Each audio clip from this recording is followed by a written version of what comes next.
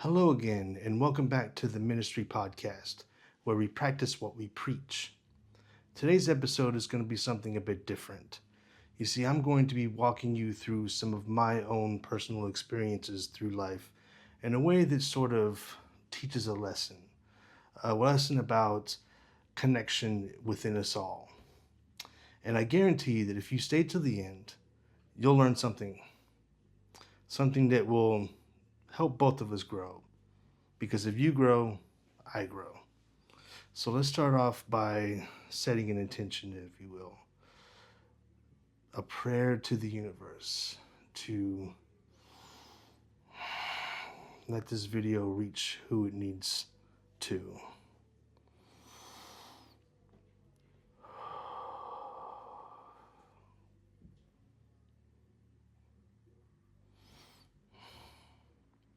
If you are still here, let us begin.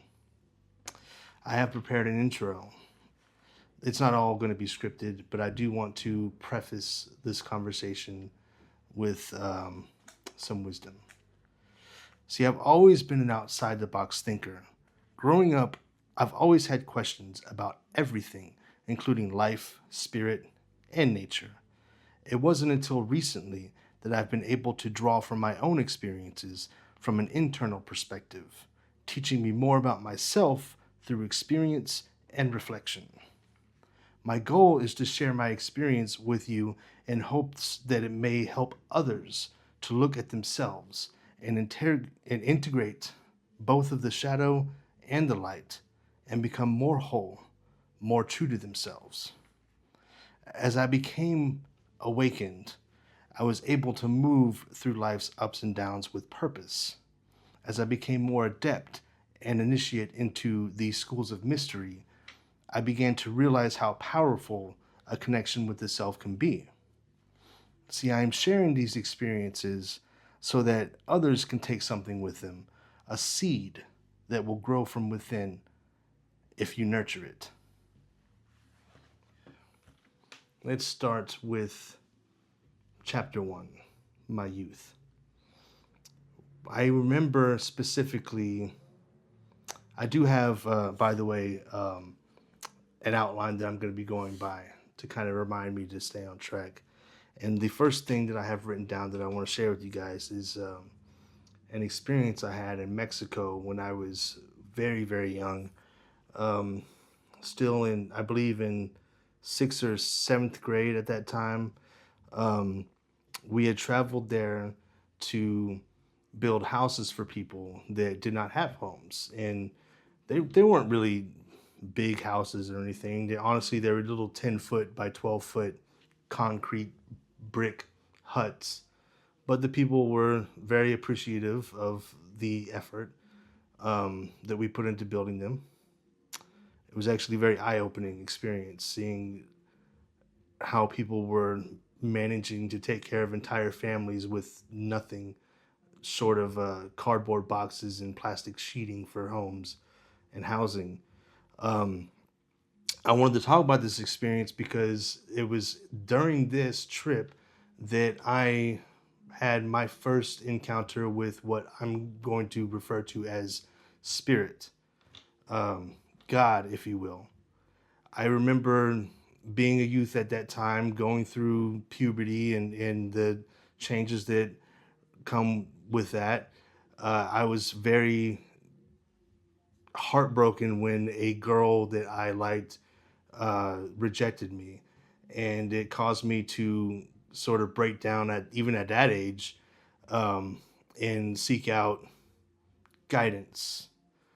But this time it was not guidance from an elder. It was more an honest, earnest prayer in a moment that was the first time I ever actually felt an earnest, honest response back within the same moment. And it was something that I carry with me to this day, not in a religious context, but in a context that I know that was something that was affecting me. Growing up, though, however, I did sort of kind of separate myself from religious dogma through various experiences that allowed me to sort of detach from a want of these things, not in a way that was spiteful. Maybe at first, um, because of course, we all go through that rebellious stage where we just want to,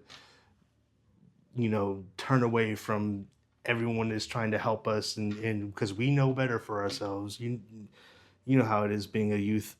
Um, but once I got to high school, I sort of adapted this nihilistic outlook on life where literally nothing mattered to me.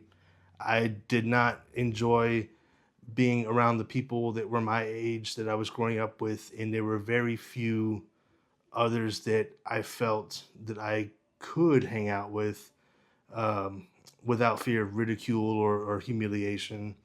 But even in those circumstances, I always felt like I had to sort of bend myself in a certain way to try to fit what I thought these other people would want in a friend or a companion or whatever. Basically, my entire experience with that was sort of nothing matters. Why should I care about myself if nobody really cares about who I really am? I'm just going to sort of fake it until it's time for me to go. And that's kind of what that was like for me. But towards the end of high school, I did. I'm going to talk about my first love experience, if you will, where I did eventually get into a relationship with somebody that I was very, deeply cared about, and that turned into a very, very emotional roller coaster. The experiences in the beginning were great, but it was one after another of just, why am I putting myself through this? It's the first time I've ever actually felt this hard for somebody. So I ended up developing a codependency that I carried with me throughout the rest of my life because of this experience. Um, it ended, the relationship ended, but my, it went on. Like, me being romantically involved in this person ended abruptly when I walked in on them, her and him, a person that she was working with, together in bed, and I basically flipped shit. And the very first thing that came to my mind was murder the both of these people. I'm not gonna joke around or lie about this.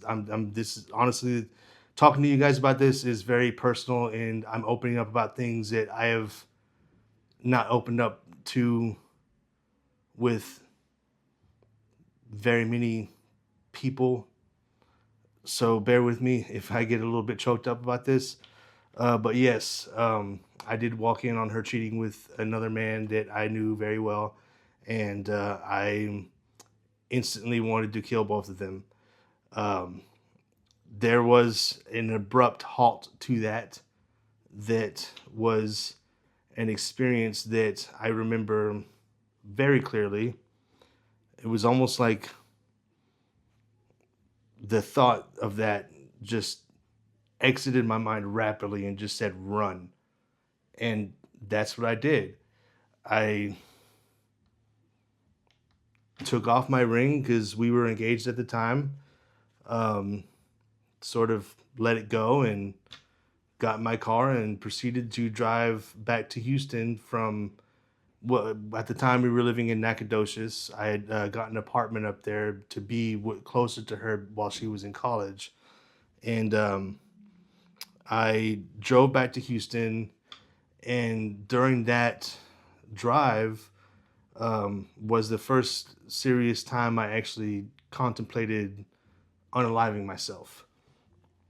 And I made it to Houston, my parents took me back in, and we went from there. And then shortly after, and a few years after, I met my what was going to be my wife.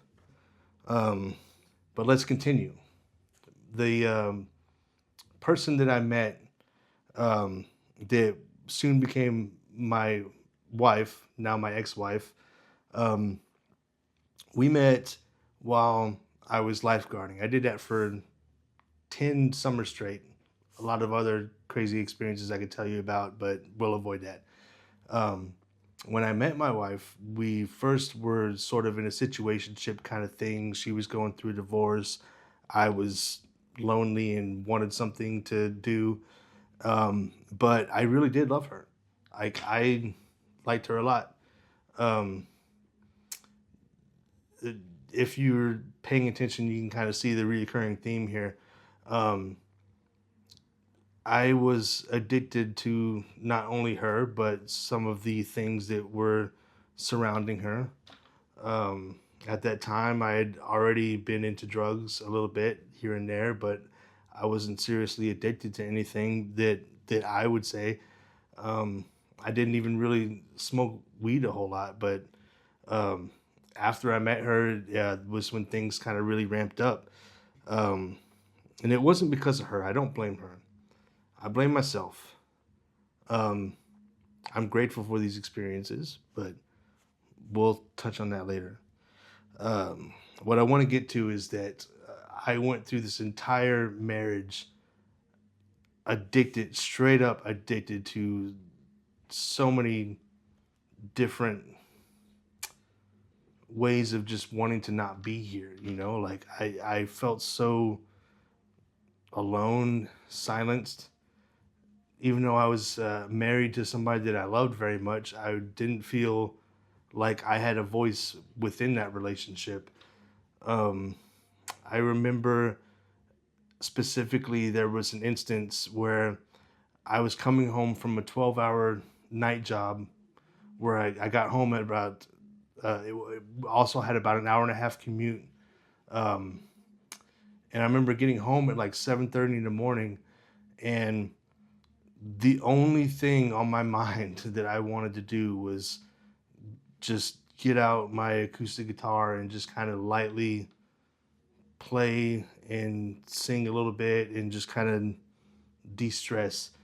And I still hear it clearly, just yelling from the other room to shut the hell up. And I just broke down and started crying because that was when I realized how little of a voice I had left.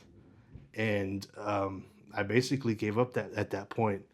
And there, that moment, I do believe, was sort of the Kickstarter in a spiral that resulted in the first time that I actually went through with trying to unalive myself.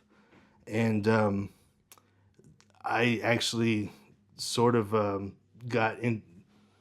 There was an intervention that happened in the middle of that. I ate a bunch of pills while I was at work, and as I was going home from work, a coworker that was giving me a ride um, had reached out to my wife at that time and told her what was going on, and um, they sort of. I was met by my mother and my wife and taken to a mental hospital and forcibly put there to deal with my emotions while my partner, quote unquote, um, got to stay at home and party and go out and have fun. And this isn't something to slight her by any means. We have actually a very great relationship now. We don't talk as often as we should, but there's no ill will, no hard feelings towards this person. I want to make that clear. But we did have some bad experiences together, and I want to make that clear. Um, Anyhow, I remember while I was there, just like wondering why, like feeling more alone. I didn't want to move, nothing. And when I got out of that, um, we did stay married for a little bit longer after that, and but when things kind of came to a head in the form of physical altercation, um, that was when we kind of both knew that it was time to hang it up, and I grabbed my guitar and walked home and spent some more time back at my very forgiving parents, which I am actually very grateful to have the family that I do have, because they've been 100% supportive of me throughout my entire life. Um, so at this point, I'm back at my parents' house, freshly divorced. I've tried to end it once. Um, I'm not in a good place. I'm basically forced to start over with nothing. I literally had one electric guitar, and that was it, and my parents. So I decided that this was the point where I'm going to start doing things for myself, because I had no other choice. I had nothing. What else am I gonna do? Um, I well, let me back up a little bit, because there was another experience that I'm going to tell you about that I haven't told many people about. Really, there's probably only one person in the world who even knows this. Um, there was a second attempt after I got divorced and moved back in with my parents. Um, I remember hanging out at a friend's house in in the country, um, and I just kind of had it. Like, I just had it. We had an argument over politics. It was dumb. I got called a traitor, and he was my best friend at the time. I still, I still care for him, and if you're watching, you know who you are. I still care, and I hope you're doing well. Um, anyways, that was sort of another catalyst for me to decide to just drop everything and leave. Um, but in that moment, I remember once again I had taken a bunch of pills, and I was driving in the country, and um, I was doing inhalants at the time also, because that was something that I was fond of when I was very young. Um, but as an adult, it was just another thing to kind of escape the reality of having nothing. And um, what I did, I was driving. I had a can of the computer duster spray, and I remember like I ripped it really, really hard and jerked the wheel as far to the right as I could. And it was the experience was like I realized that drugs may have been a, a result in this, but the way the world changed after this was, I could not deny that this was a spiritual experience. My reality fractured in a split second, and I saw several scenarios where I did not make it out alive. And it was as if my soul, my very essence, got pulled into another reality where something just happened to work, and I ended up in a ditch and did not be taken away from this world. And I remember coming out of it, and I had such an adrenaline rush that I was completely sober all of a sudden. And it was the weirdest thing I've ever experienced in my life. But the day after that, I started seeing changes in myself and my reality. Um, at that point, I had already started going back to school for music. Um, I have a degree in audio production now as a result of that. But I began to have a bit more of a drive to finish things and to keep going, and a feeling that there was something more to my existence here. That, oof, confirmation burp. Um, it was very profound, and I don't want to get into Mandela effects, but on this right now. But I will say that literally the day after this experience, was when I started experiencing what people are referring to as the Mandela effect. And I basically, we'll leave that there. Um, this is the beginning of the what I will call the 10-year cycle that has resulted in my awakening and my realization of self, and me making this video and putting this out there for you. Um, because after this happened was when I had the drive to sort of pick myself up out of my situation and move here to Austin, Texas, and sort of start over. I happen to have a friend that was living here, and he was kind enough to help me find a room for rent.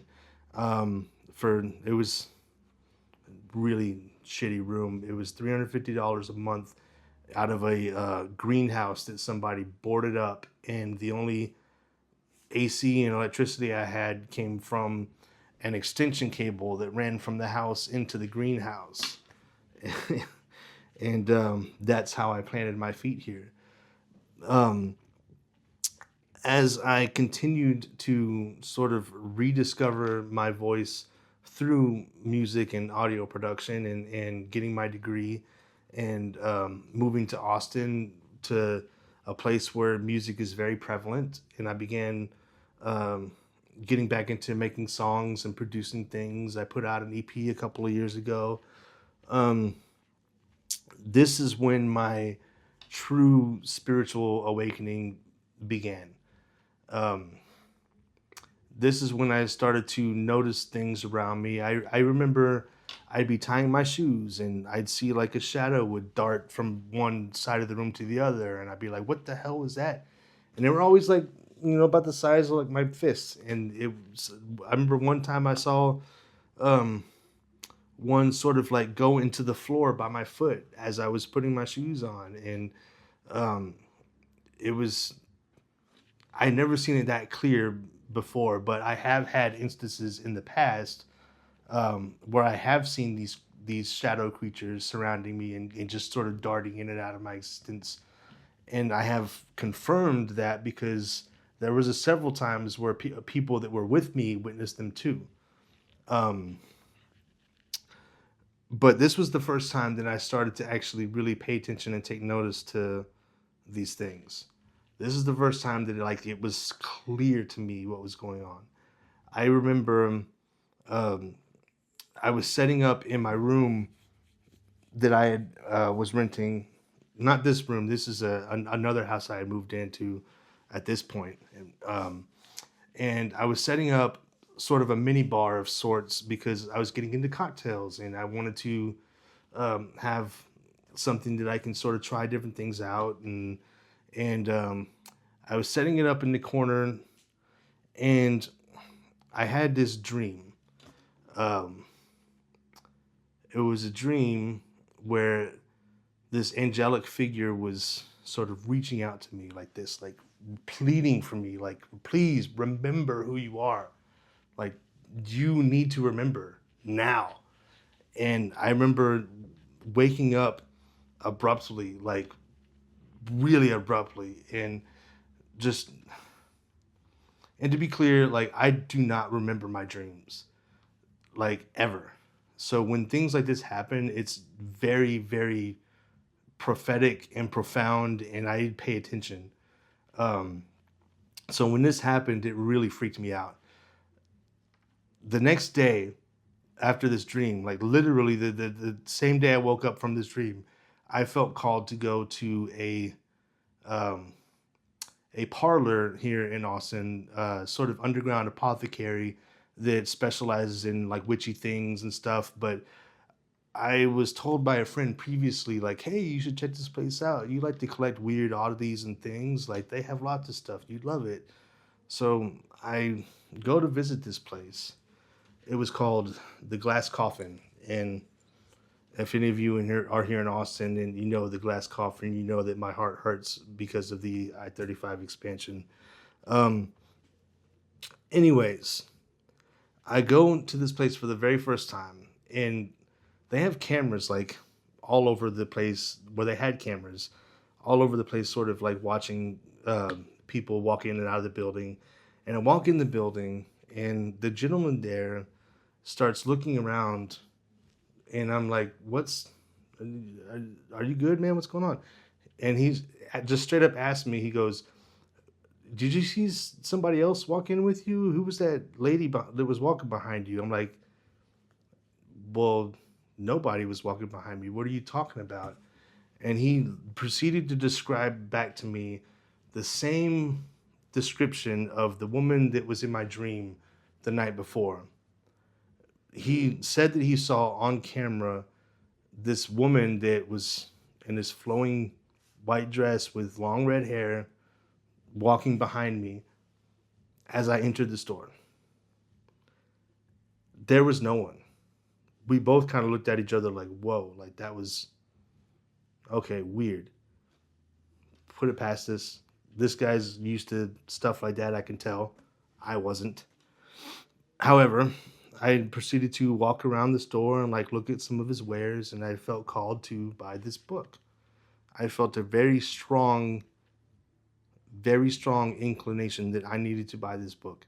It was a book on witchcraft, um, specifically Wiccan religion. And I'm not Wiccan, I don't claim to be, but this was the first book that sort of like I felt called to buy that sort of opened that world to me.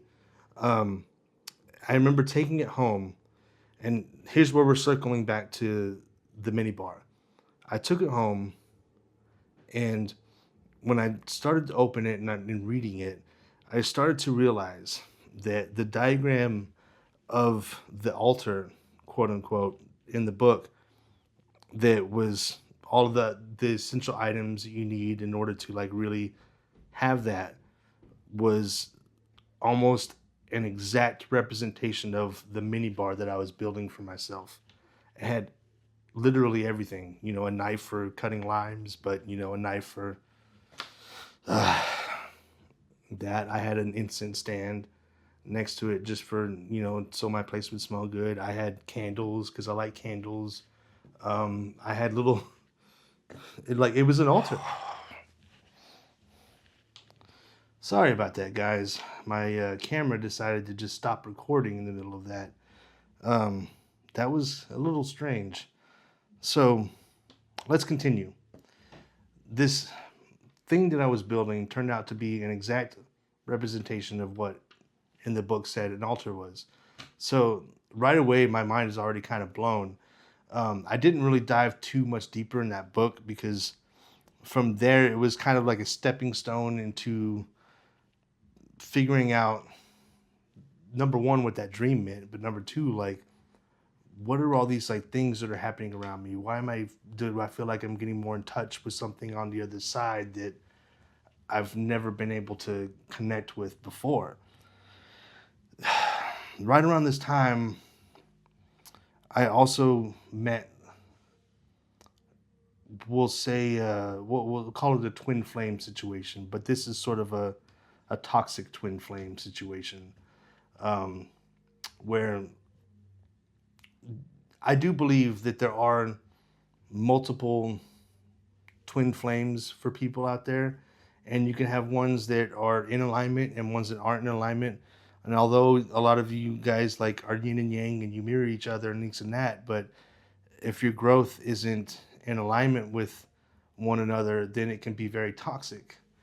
And this is sort of what happened with this situation. This person allowed me to push further into spirituality and the things that are on the other side and connecting with things that I, a lot of people deem as dark, and they're a little bit afraid to go that route. But seeing this person in her life and how she was affected by certain things, and I how do I explain this? I remember coming over to her house one day and just seeing this expression of pure joy on her face. Just the It was probably the first time I've ever experienced unconditional love pouring out of somebody into the universe, and it was very interesting to me. And I said to myself, I want that. I want to know what it's like to feel that.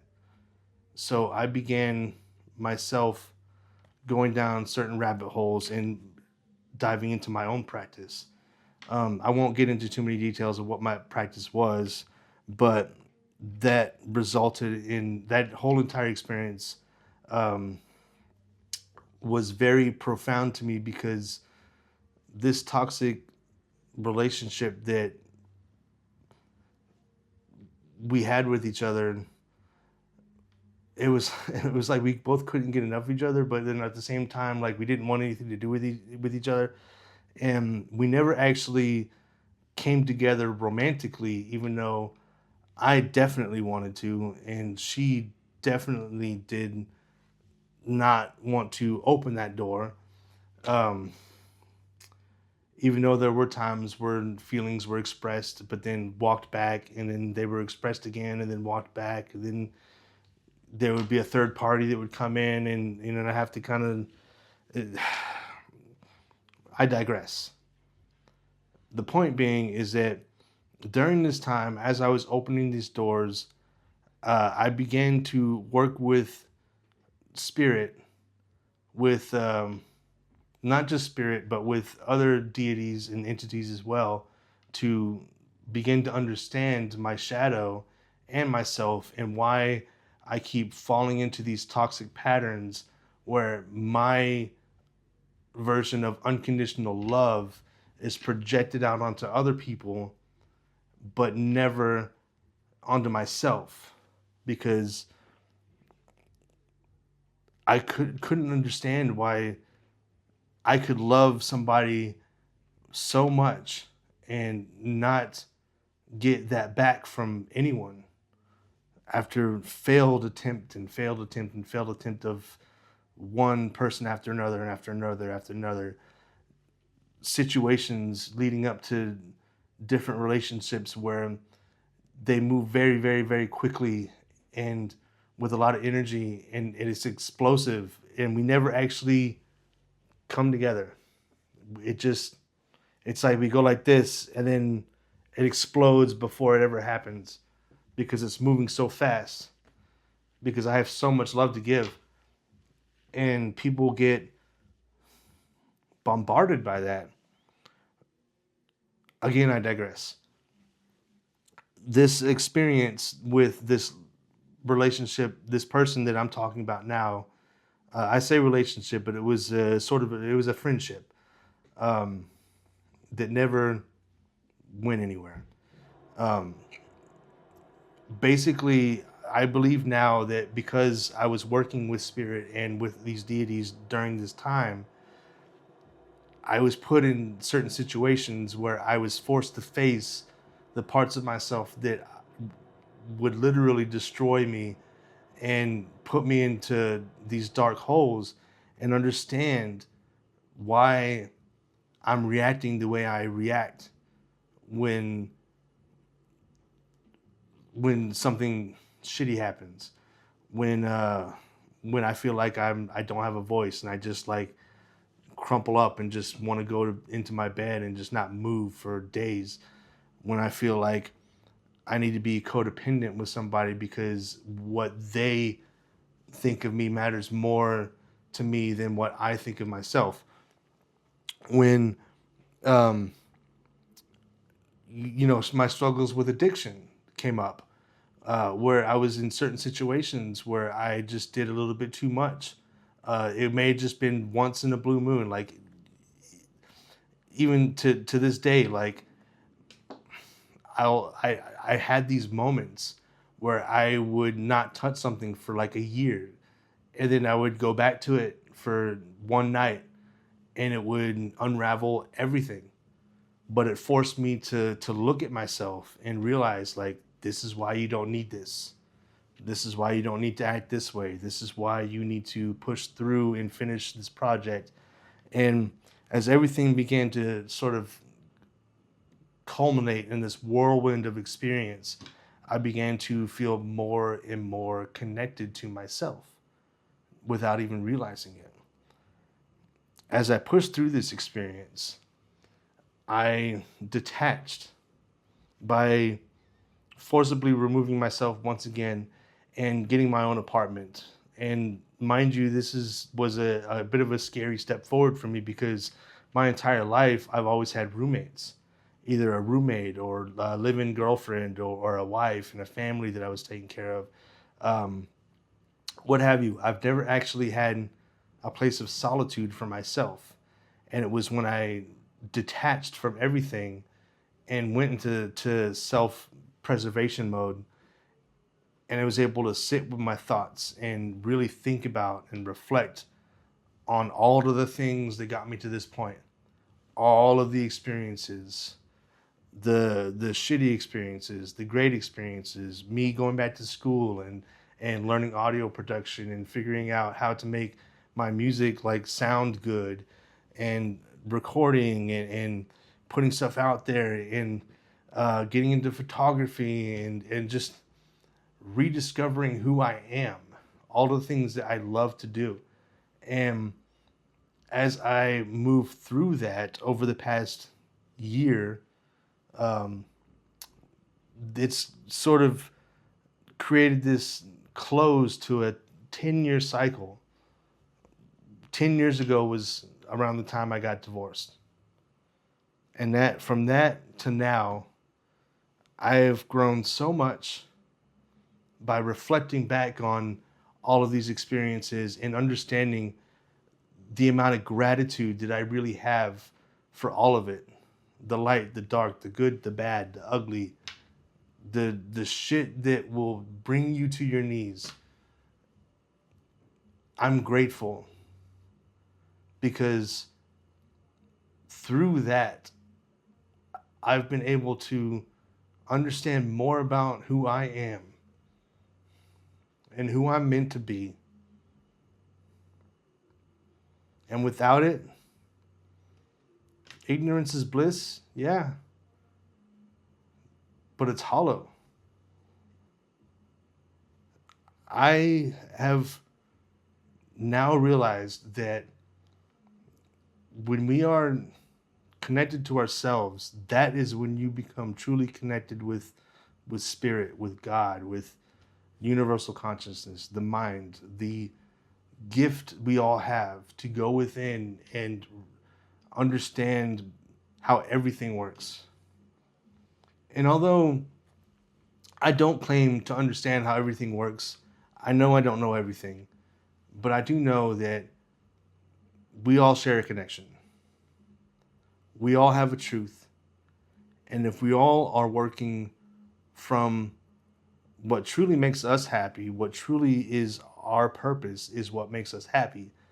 And when you realize this, that's when you start really doing God's work, the work that is for the world to see, to make your world a better place by being the change that you wish to see in the world and being an example for others to see and waking others up into their connection. And when we all realize that we all share that connection, then you can tap into like a true frequency of love, of unconditional love. And when you're tapped into that, you understand that sometimes saying no can be an act of love. Sometimes telling somebody to fuck off because you know that they're bad for you is an act of love. Not because you hate them, not because you don't like this person, but because you understand that you have enough love for yourself to know that they're not right for you. and that you have enough love for them to know that they need to go off and learn the lessons that they need to learn before they can come back into your life and enrich it and enrich the world. Once you understand this, then you understand what unconditional love means. And when you're acting on that, then that is God's work. That is the great work that we are all here meant to do. And this is the message that I have for you. If you stuck around to the end, I hope that my experiences and this story has sort of allowed you to understand more about me and where I come from, but also understand more about yourself and your connection, because I'm not here to compare suffering. I know that there's other people that had way harsher experiences than me in comparison on paper, but God will never give you anything that you cannot handle. You only think you can't handle it. It's hard. It's rough. It's hell. But we are meant to push through all of that. Because if you do, with purpose and with understanding, the result is something we should all experience. And I'll leave you with that. Thank you. Thank you for listening. Be grateful for everything. Everything that happens. Thank you.